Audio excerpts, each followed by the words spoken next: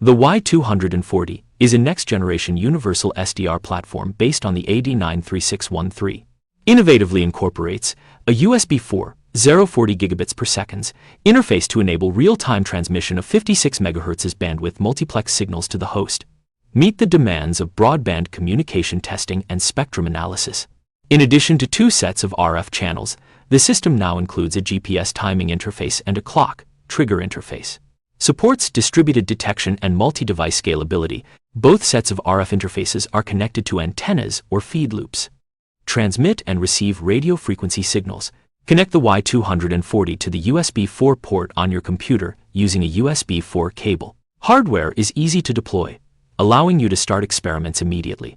Regarding the setup of the development environment, we can simply follow the tutorial provided on the YON-SDR official website.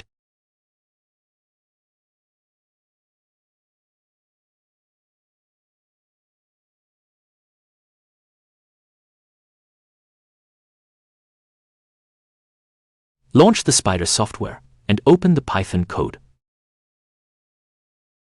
Configure parameters such as signal type, signal frequency, transmit attenuation, receive gain, and enabled channels.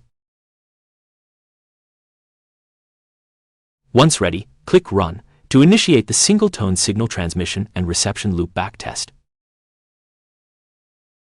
Using Spider's graphical interface, you can view the signal strength information received by the 2 channels for monaural signals.